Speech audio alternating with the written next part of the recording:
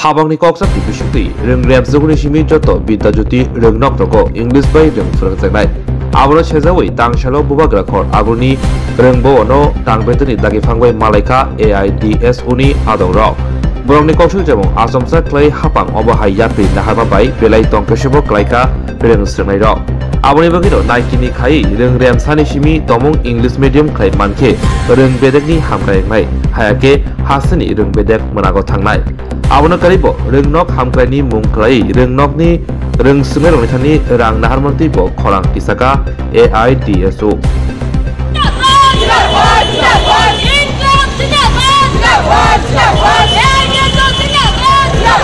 AIDSO ছাত্র সংগঠনের পক্ষ থেকে মাননীয় শিক্ষা অধিকর্তার নিকট আমরা এসেছি। আপনারা জানেন যে 150 অধিক বিদ্যাজ্যোতি স্কুলগুলিতে আজকে পঠন পাঠন একদম লাটে উঠেছে।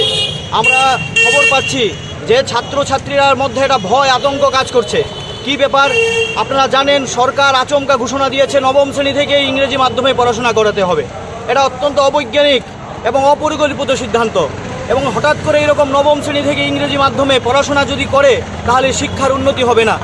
আমরা দাবি করছি যদি অত্যন্ত গুরুত্ব সহকারে প্রথম শ্রেণী থেকেই ইংরেজিতে ভালো করে শিক্ষা দান দেওয়া উচিত এবং মাতৃভাষার মাধ্যমেই শিক্ষা দেওয়া হোক।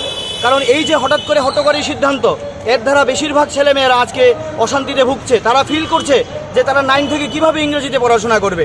এবং তাছাড়া এই বিদ্যাজ্যোতি স্কুলে আরেকটা সবচেয়ে বড় সমস্যা, এই যে স্কুল ডেভেলপমেন্ট ফিয়ের নামে ছাত্রদের কাছ থেকে পয়সা নিয়ে তারা আজকে পড়াশোনা করতে হচ্ছে। কেন? সরকারি স্কুলে আমরা প্রশ্ন করছি এটা কর্তৃপক্ষের নিকট এবং গভর্নমেন্টের নিকট যে সরকারি স্কুলে কেন স্কুল ডেভেলপমেন্টের ফির টাকা ছাত্রদের দিতে হবে?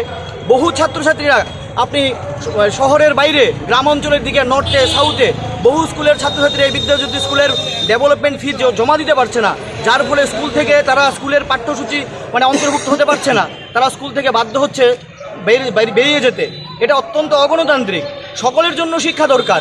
তাই আমরা দাবি রাখছি আজকে মূলত মাতৃভাষার মাধ্যমেই শিক্ষাদানের ব্যবস্থা করতে হবে এবং 2 নম্বরটা হচ্ছে গুরুত্ব সহকারে প্রথম শ্রেণী থেকেই ইংরেজি বিষয়ে পড়াশোনার ব্যবস্থা করতে হবে এবং প্রত্যেকটা স্কুলে পর্যাপ্ত সংখ্যক শিক্ষক নিয়োগ করতে হবে এবং সরকার সমস্ত শিক্ষা সংক্রান্ত যে যেমন নীতি সেটা ছাত্র শিক্ষক সংগঠন মিলে এটা চালু করা দরকার। এককভাবে যেন সরকার এই সিদ্ধান্ত কার্যকরী না করে।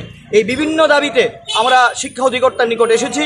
আমরা আশা করি এই যে বিদ্যাজ্যোতি স্কুলের যে লেখাপড়া একদম লাটে উঠছে সেটা ছাত্র সমাজ এবং সমস্ত শিক্ষাবিদ এর বিরুদ্ধে প্রতিবাদে অংশগ্রহণ করা দরকার। তাই আপনাদের মাধ্যমে আমরা আওয়াজ তুলছি, এই শিক্ষাকে রক্ষার্থে সমস্ত ছাত্র সমাজ এগিয়ে আসুন। আমি রামপ্রসাদ আচার্য, AIDSO রাজ্য সম্পাদক।